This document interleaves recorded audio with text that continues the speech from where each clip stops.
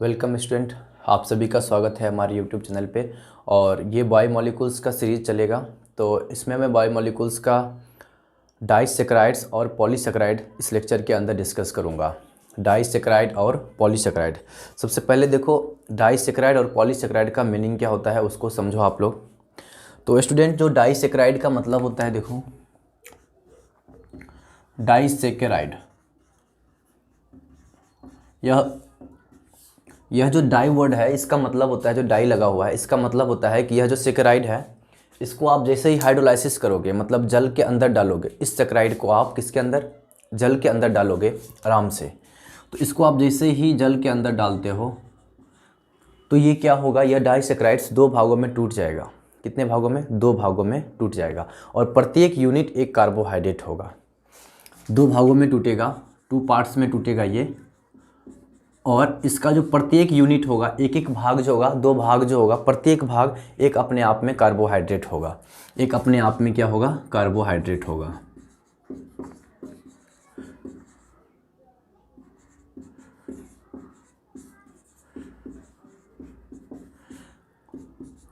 ये आपको बहुत ही ध्यान रखना पड़ेगा कि डाइसैकेराइड का मतलब अपने आप ही बोल देता है। वो पहला शब्द डाई मतलब होता है कि दो। जब ये सैकेराइड को आप जल के अंदर डालते हो तो जल में अपघटन के अभिक्रिया के बाद, अपघटन के अभिक्रिया के बाद मतलब टूटना, अपघटन मीन्स टूटना। तो जल में जैसे डालोगे तो डाइसैकेराइड टूटेगा और कितने भागों में बटेगा?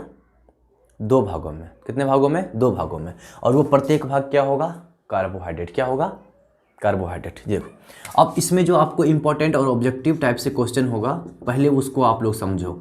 बहुत ही इंपॉर्टेंट है। आप जब भी बोर्ड एग्जामिनेशन दोगे तो इससे एक प्रश्न 100% आएगा, 110%। क्योंकि कोई भी एग्जाम ऐसा नहीं है जिसमें ये नहीं पूछा जाता है। अगर कार्बोहाइड्रेट से प्रश्न बनता है तो ये बहुत ही इंपॉर्टेंट है और यहाँ से एक प्रश्न हमेशा पूछा जाता है। तो सबसे पहला मैं डाइसैकेराइड लिख रहा हूँ, वो है सुक्रोज।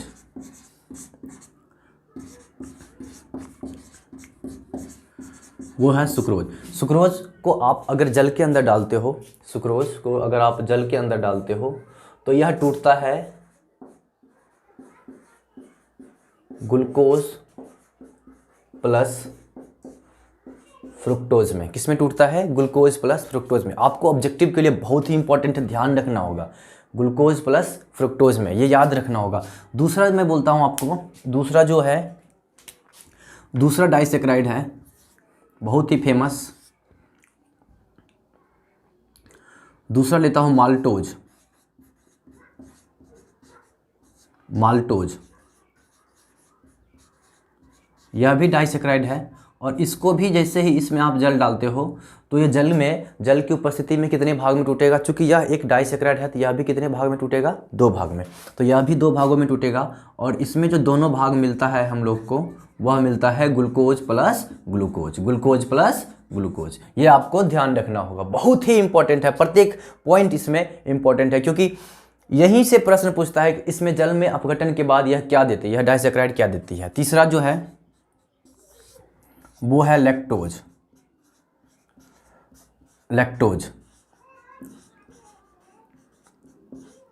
यह जो डाइसैकेराइड है, इसको जैसे ही जल के अंदर आप डालते हो, इस डाइसैकेराइड को आप जल के अंदर डालते हो तो यह जो टूटेगा, यह ध्यान दें आप, यह जो टूटेगा जल के अंदर, ये ग्लूकोज प्लस गलैक्टोज में टूटता है। ग्लूकोज प्लस गलैक्टोज, ये क्या है? गलैक्टोज। ध्यान रखना होगा, गलैक्टोज बहुत ही इंपॉर्टेंट। आप स्पेलिंग वगैरह का भी ध्यान रखेंगे। गलैक्टोज में टूटता है और ये क्या है? ग्लूकोज प्लस गलैक्टोज में टूटता है। तो यह तीनों डाइसैकेराइड अपने आप में इंपॉर्टेंट है और ऑब्जेक्टिव पॉइंट ऑफ व्यू से तो बहुत ज़्यादा इंपॉर्टेंट है। आपको ये पूरा याद रखना पड़ेगा तीनों के बारे में कि कौन किस में ब्रेक हो रहा है, कौन किस में टूट के बन रहा है, क्योंकि ऑब्जेक्टिव यहीं से बनेगा। सुक्रोज टूटेगा तो सर किससे बनेगा? तो ग्लूकोज प्लस फ्रुक्टोज। माल्टोज टूटेगा तो ग्लूकोज प्लस ग्लूकोज। और लैक्टोज टूटेगा तो ग्लूकोज प्लस गलैक्टोज। गलैक्टोज। तो ये इंपॉर्टेंट है, ये आपको ध्यान रखना होगा। चलिए नेक्स्ट बात करते हैं। देखो, डाइसैकेराइड हो गया।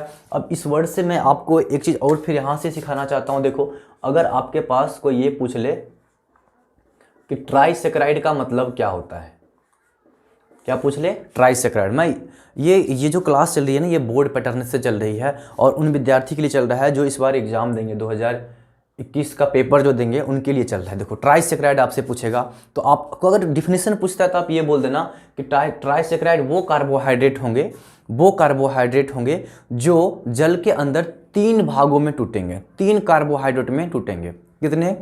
3 कार्बोहाइड्रेट में टूटेंगे जल के अंदर। कुल मिला के बात यह है कि यह जल के अंदर 3 कार्बोहाइड्रेट देगा। कितना कार्बोहाइड्रेट देगा? 3।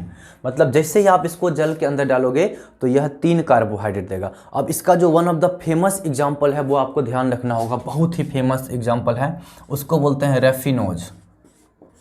क्या बोलते हैं? रेफिनोज। और रेफिनोज का जो मॉलिक्यूलर फार्मूला होता है C18H32O16। और इसको आप जैसे ही इसमें आप क्या डालते हो? जल डालते हो। रेफिनोज आपको याद रखना हो, क्योंकि देखो ट्राइसेक्राइड तक याद रखना है आपको, इसके अलावा टेट्रासेक्राइड होगा, पेंटासेक्राइड होगा, वहाँ तक याद नहीं करना है। वो एग्जाम में पूछे भी बहुत कम जाते हैं। तो आपसे कहाँ तक पूछा जाएगा? ट्राइसेक्राइड तक। और जैसे ही ट्राइसेक्राइड जैसे रेफिनोज को आपने डाला तो ये जो टूटेगा, यह आपको जो टूटेगा, ये जो इसके बाद जो मिलेगा आपको वो मिलेगा glucose plus fructose plus galactose. कहने का मतलब ये 3 कार्बोहाइड्रेट देगा। कितना देगा स्टूडेंट? 3। तो एक बार हम लोग रिकैप कर लेते हैं। जो हम लोग आज डिस्कस करेंगे उसमें हम लोग डाइसेक्राइड्स, ट्राइसेक्राइड्स और फिर हम पॉलीसेक्राइड्स की तरफ जाएंगे। इसमें से ऑब्जेक्टिव जो बनेगा वो पहले डिफिनेशन पूछेगा, what is the meaning of disaccharides. तो आपको क्या डिफाइन करना है? Disaccharide means those carbohydrates which gives two carbohydrates under the hydrolysis reaction. कहने का मतलब कि जब वो जल में विघटन अपघटन होगा, उसका किस में होगा? जल के अंदर अपघटन होगा, मतलब हाइड्रोलाइसिस रिएक्शन होगा, तो वो 2 भागों में बटेगा, 2 कार्बोहाइड्रेट देगा। और देखो जैसे मैंने उदाहरण के लिए दिया है, एग्जाम्पल के लिए बेहतरीन एग्जाम्पल है सुक्रोज, माल्टोज और लैक्टोज। तो सुक्रोज को जैसे देते हो आप तो क्या मिलता है आपको? Glucose plus fructose. फिर माल्टोज देते हो तो ग्लूकोज और ग्लूकोज। लैक्टोज देते हो तो ग्लूकोज प्लस गैलेक्टोज। ये बहुत इंपॉर्टेंट है, याद रखना होगा आपको, ऑब्जेक्टिव यहाँ से बनेगा। तो आप लोग एक काम करो, नोट कर लो या स्क्रीनशॉट ले लो, फिर उसके आगे हम लोग डिस्कस करेंगे पॉलीसेक्राइड्स।